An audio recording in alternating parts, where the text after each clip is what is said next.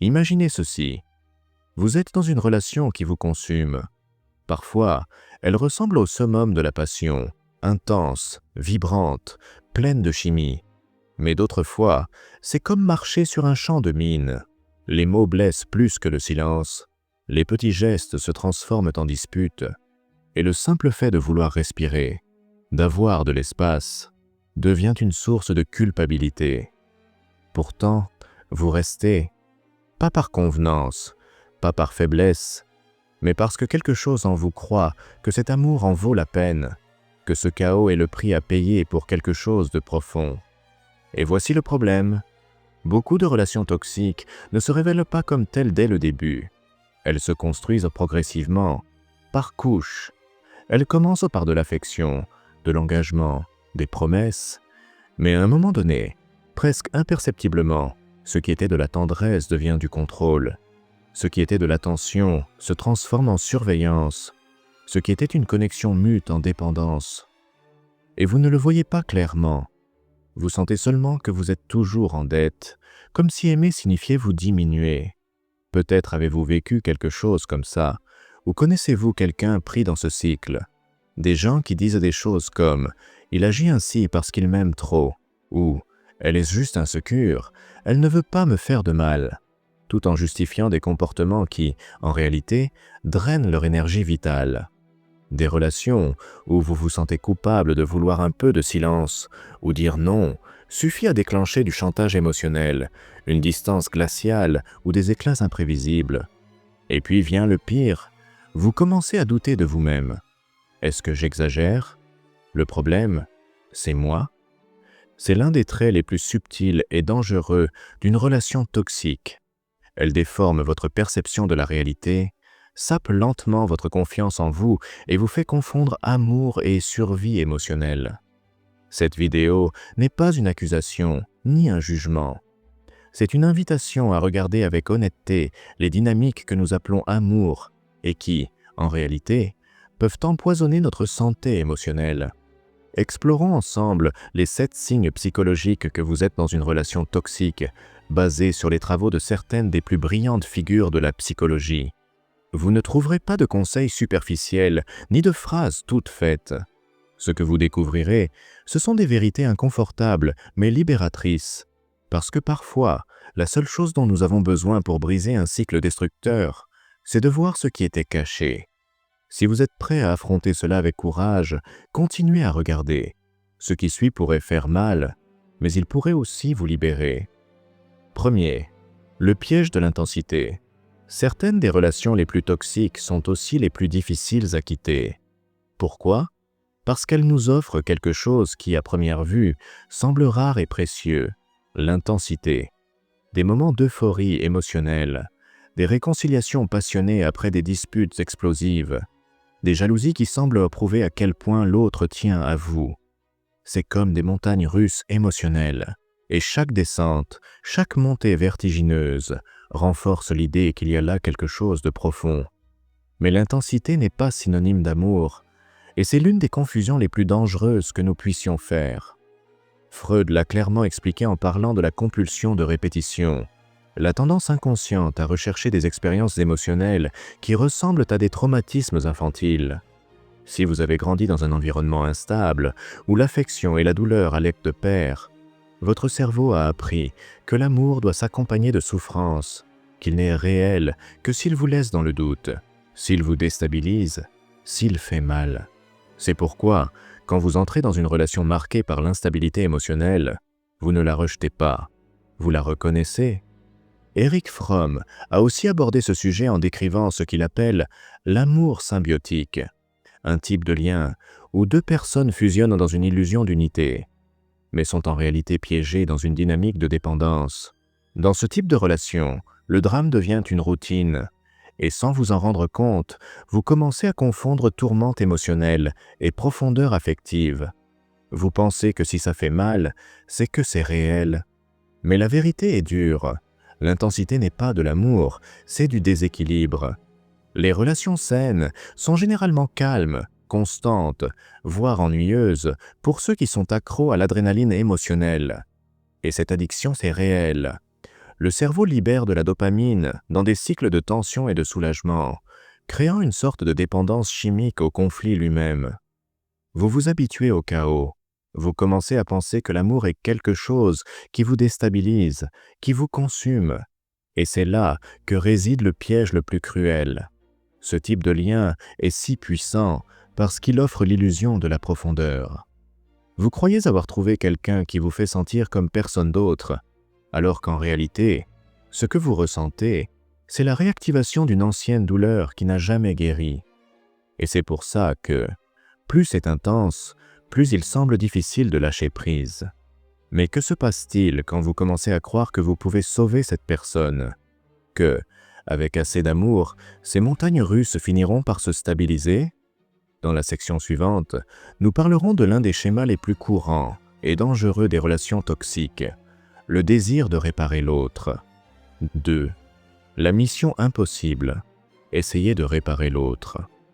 Vous commencez à remarquer les comportements destructeurs, les traits de déséquilibre émotionnel, les moments où l'autre s'éloigne, sabote, explose, et quelque chose en vous éveille un besoin urgent de guérir, d'aider, de sauver. Soudain, la relation n'est plus seulement une connexion émotionnelle, elle devient une mission, un projet, et vous, sans vous en rendre compte, endossez le rôle du sauveur. C'est un piège émotionnel déguisé en altruisme. La logique interne est subtile mais puissante. Si j'aime assez, il changera. Si je suis patient, elle verra à quel point elle me blesse. Si je tiens un peu plus longtemps, tout ira bien. Le problème, c'est que cette narration ne parle pas de l'autre. Elle parle de vous. Elle parle d'une blessure émotionnelle qui réclame du sens, de la validation, et qui tente d'en trouver en transformant l'autre en un reflet de votre propre ombre. Carl Jung a décrit ce processus comme une projection. Vous voyez en l'autre des aspects non résolus de vous-même. Ce que vous niez, refoulez ou ne voulez pas affronter dans votre propre psyché se projette sur la personne que vous aimez.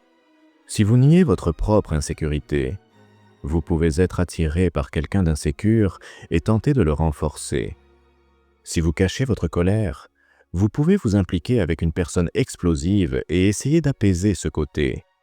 C'est une manière inconsciente d'essayer de vous guérir en réparant l'autre. Fromm en a aussi parlé en évoquant l'amour névrotique, un type d'affection conditionnelle. Je ne me sens valable que si je suis utile, si je suis nécessaire, si je suis indispensable. Ce type d'amour n'est jamais libre. Il doit être mérité par le sacrifice. Et c'est là que vous restez coincé dans un cycle de frustration chronique. Plus vous essayez d'aider, plus vous vous sentez frustré. Plus l'autre résiste, plus vous insistez. Et quand les choses ne s'améliorent pas, vous ne blâmez pas l'autre. Vous vous blâmez vous-même de ne pas en avoir fait assez. Mais voici une vérité difficile à accepter. Vous n'êtes pas dans une relation. Vous êtes sur un champ de bataille émotionnel, à combattre des fantômes qui ne sont pas les vôtres, à essayer de sauver quelqu'un qui ne veut peut-être même pas être sauvé. Et plus vous essayez de le réparer, plus vous vous brisez dans le processus. Au milieu de tout cela, quelque chose d'encore plus dangereux se produit. Petit à petit, vous commencez à vous perdre vous-même. Vos opinions, vos désirs, vos limites commencent à s'estomper. Tout tourne autour de l'autre. Et quand vous vous en rendez compte, vous ne savez plus qui vous êtes en dehors de cette dynamique. Dans la section suivante, nous parlerons de la perte d'identité, l'un des signes les plus silencieux et destructeurs d'une relation toxique. 3e, la disparition du moi, quand vous cessez d'exister. Au début, vous vous souvenez encore de qui vous étiez. Vous aviez vos propres opinions, des désirs clairs, des rêves définis. Mais peu à peu, tout cela commence à se dissoudre. Qu'est-ce que tu aimes? Ça dépend. Que veux-tu? Peu importe. Que ressens-tu? Je ne sais même plus. Quand vous êtes dans une relation toxique, cette déconnexion de vous-même ne se produit pas brutalement. Elle est progressive, insidieuse, presque imperceptible, jusqu'à ce que vous vous regardiez dans le miroir et ne reconnaissiez plus la personne que vous voyez. C'est l'un des effets les plus profonds et dévastateurs de ces relations. l'érosion de l'identité. Fromm a appelé cela la fusion symbiotique, un état où deux personnes cessent d'exister en tant qu'individus pour devenir une entité émotionnelle indistincte. C'est le type de relation où l'humeur de l'autre dicte votre journée. Ces crises contrôlent vos décisions. Vous modifiez votre comportement pour éviter les conflits. Vous recalculez chaque phrase avant de parler. Vous renoncez à de petites choses, une après l'autre, jusqu'à ce qu'il ne reste plus rien qui ne vous appartienne.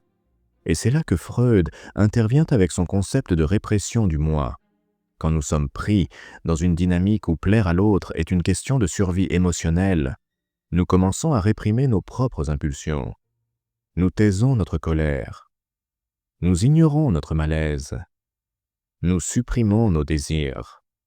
Avec le temps, nous ne devenons plus que ce dont l'autre a besoin ou exige que nous soyons. Cette déconnexion se manifeste aussi de manière subtile. Vous commencez à vous habiller différemment. Vous vous éloignez des personnes qui comptaient autrefois pour vous. Vous abandonnez des projets qui vous enthousiasmaient. Tout cela au nom de l'harmonie, mais en réalité, vous disparaissez. Vous cessez d'exister pour maintenir la relation en vie. Et c'est un prix trop élevé à payer. Le plus dangereux, c'est que cette perte d'identité ne provoque pas une douleur évidente. Elle se manifeste par un vide, une apathie, une sensation chronique que quelque chose ne va pas, sans pouvoir le nommer. Et quand vous essayez de retrouver votre autonomie, quand vous essayez de poser des limites, la culpabilité surgit. Vous vous sentez égoïste de vouloir de l'espace, de vouloir du temps pour vous, de dire non. Et c'est exactement de cela dont nous parlerons dans la partie suivante. Comment, dans les relations toxiques, le simple désir d'autonomie se transforme en péché émotionnel, et comment la culpabilité devient une arme de contrôle. 4e, la culpabilité comme arme, quand vouloir de l'espace est un crime. Dans une relation saine, l'espace est un besoin naturel. Le silence est permis, la solitude est respectée, et les limites ne sont pas perçues comme un rejet, mais comme une partie essentielle d'un lien mature. Mais dans une relation toxique, quelque chose de fondamental devient interdit. Le désir d'espace se transforme en accusation. Le silence devient une menace. L'autonomie est qualifiée d'égoïsme. Et ce qui en découle, c'est la culpabilité. Vous commencez à vous sentir mal parce que vous voulez dormir seul. Vous ne répondez pas à un message immédiatement. Vous sortez avec des amis sans avoir à justifier chaque détail. L'idée même de vous prioriser vous met mal à l'aise, comme si vous aimez était une trahison envers l'autre. Le plus insidieux, c'est que cette culpabilité n'est souvent pas imposée explicitement. Elle est semée subtilement à travers des regards, des silences, des manipulations émotionnelles du type « Tu as changé, je ne compte plus pour toi. Si les rôles étaient inversés, je ne te ferais jamais ça. » Freud a décrit ce processus comme l'œuvre du surmoi punitif, une instance psychique qui intériorise les critiques et les règles autoritaires, faisant en sorte que la personne se sente constamment coupable de satisfaire ses propres besoins. Et dans les relations toxiques, ce surmoi est renforcé chaque jour par le comportement du partenaire. Avec le temps, vous anticipez la culpabilité. Vous vous censurez avant même d'exprimer un désir. Vous niez votre propre volonté pour éviter le poids émotionnel qui suit. C'est comme vivre sous une surveillance psychologique permanente où chaque pas doit être calculé pour ne pas déclencher la réaction de l'autre. Et l'effet est brutal. Vous arrêtez de respirer librement. Vous arrêtez de vous détendre. Vous arrêtez d'exister naturellement. Vous devenez une version édulcorée de vous-même, toujours disponible, toujours présent, toujours en alerte. Et derrière cette soumission forcée se cache une croyance inconsciente qu'aimer, c'est s'annuler.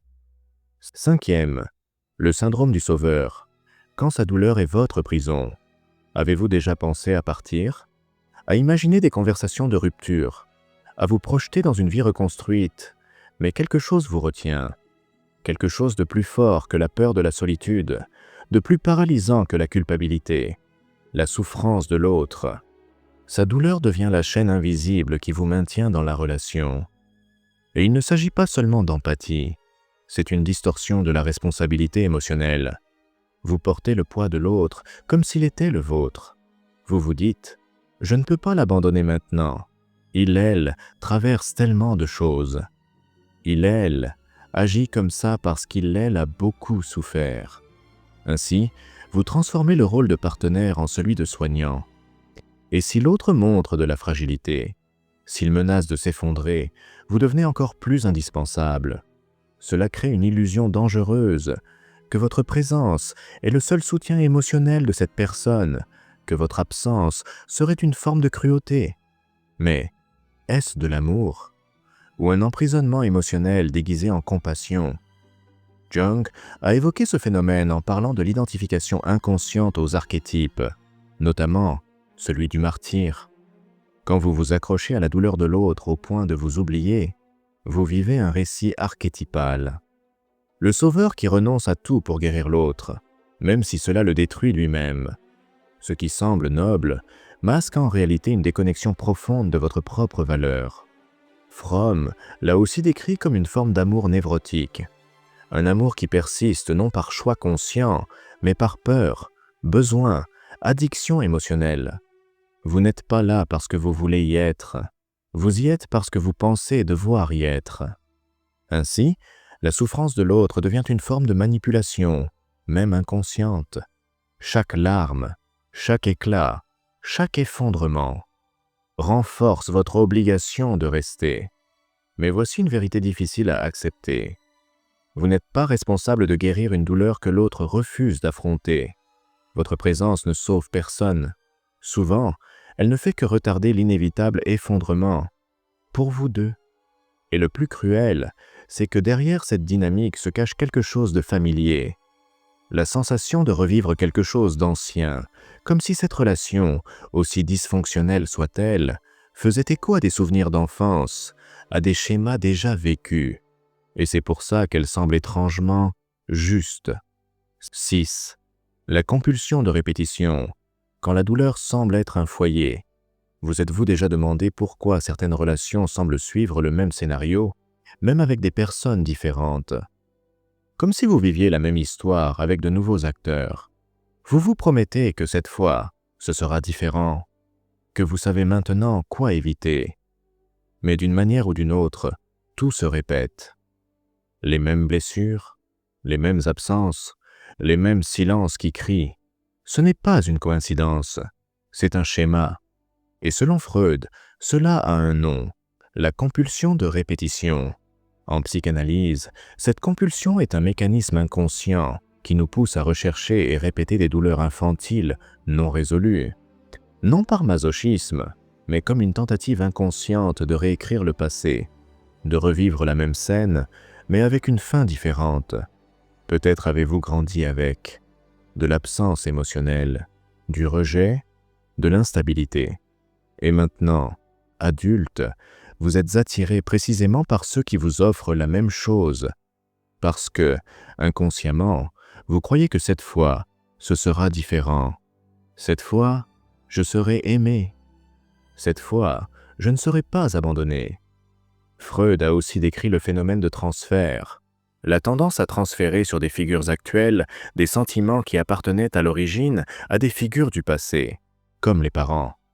C'est pourquoi vous pouvez tomber amoureux de quelqu'un d'émotionnellement indisponible, non pas parce que vous aimez souffrir, mais parce que cette indisponibilité active une mémoire émotionnelle ancienne. Et au fond, quelque chose en vous croit que si vous pouvez gagner l'amour de cette nouvelle figure, vous guérirez enfin une vieille blessure. Le problème, c'est que cela ne fonctionne presque jamais. Au contraire, plus vous essayez de changer le scénario, plus vous vous sentez piégé, parce que vous ne faites pas face au présent. Vous essayez de guérir le passé avec des outils émotionnels qui ont déjà prouvé leur échec. Et pendant que vous essayez de sauver l'enfant blessé en vous, l'adulte que vous êtes s'épuise, se brise. Et voici l'aspect le plus sombre de ce schéma. Vous commencez à penser que la douleur est normale, que l'inconfort fait partie de l'amour, que les relations saines sont ennuyeuses parce qu'elles n'activent pas vos déclencheurs émotionnels. La toxicité devient votre zone de confort. Mais même quand vous réalisez tout cela, Même quand vous comprenez que vous êtes pris dans un cycle destructeur, vous hésitez encore à partir. Pourquoi? Parce qu'il y a quelque chose d'encore plus effrayant que de répéter la douleur, le vide de ne pas savoir qui vous seriez sans elle. Et c'est précisément de cette peur dont nous parlerons dans la dernière partie. 7. La peur du vide. Pourquoi nous restons, même quand nous savons que cela nous détruit? Avez-vous déjà imaginé votre vie sans cette personne? Vous êtes-vous surpris à fantasmer sur le silence, la paix, la liberté d'être qui vous êtes, sans peur du jugement, sans culpabilité, sans tension? Mais juste après arrive le vide, un froid dans la poitrine, une question murmurée mais persistante. Et si je ne suis rien sans lui, elle? Et si je ne trouve jamais quelqu'un d'autre? Et si cette souffrance est tout ce qui me reste? Cette peur est réelle, et c'est l'une des plus paralysantes. Dans de nombreux cas, elle n'a rien à voir avec l'amour que vous portez à l'autre, mais avec une profonde déconnexion de vous-même. Jung en a parlé en abordant le moi fragile et le manque d'individuation. Quand votre identité est fusionnée à la relation, la quitter donne l'impression de cesser d'exister, sans forme, sans structure, comme si l'autre était votre seul miroir. Sans lui, elle, qui suis-je? Fromm complète cela en affirmant que beaucoup de gens aiment non par liberté, mais par fuite. Fuite de la peur existentielle d'être seul, fuite de se confronter à soi-même, fuite du silence, qui fait souvent écho à des questions que nous évitons toute notre vie. Ce type d'amour n'est pas un choix, c'est une anesthésie. Vous restez, même en sachant que la relation vous détruit, parce que le vide semble plus terrifiant que la douleur. Parce que, à un certain niveau, vous croyez que la souffrance connue est préférable à l'inconnu d'un nouveau départ. Et ce n'est pas de la lâcheté, c'est le reflet d'une vieille blessure. Celle de n'avoir jamais appris à vous sentir complet, seul. Peut-être que personne ne vous a appris à être avec vous-même sans vous abandonner, à respecter vos limites sans culpabilité, à vous aimer sans dépendre d'un autre pour vous sentir vivant. Mais voici la vérité. Vous ne pourrez vivre un véritable amour que quand vous n'aurez plus besoin de vous perdre pour être avec quelqu'un. Les relations ne devraient pas vous écraser, ni vous fragmenter. Elles devraient vous élargir. Si ce n'est pas le cas, peut-être est-il temps d'arrêter de vous demander « Qu'est-ce qui ne va pas chez moi ?» et de commencer à vous demander « Pourquoi est-ce que j'appelle encore ça de l'amour ?» Vous méritez mieux. Mais avant de le chercher à l'extérieur, vous devez le trouver en vous. Le courage, ce n'est pas partir sans douleur. Le courage, c'est rester fidèle à vous-même, même quand tout autour de vous essaie de vous faire oublier qui vous êtes. Maintenant, je veux savoir, quelle partie vous a le plus confronté? Qu'est-ce qui vous a fait voir quelque chose qui était peut-être caché? Partagez en commentaire. Parfois, écrire est déjà le premier pas pour briser le cycle. Et si cette vidéo vous a apporté de la clarté, ne vous arrêtez pas là. La prochaine vidéo est tout aussi importante, peut-être même plus. Elle vous montrera une autre pièce de ce puzzle. Votre voyage vers la libération ne fait que commencer.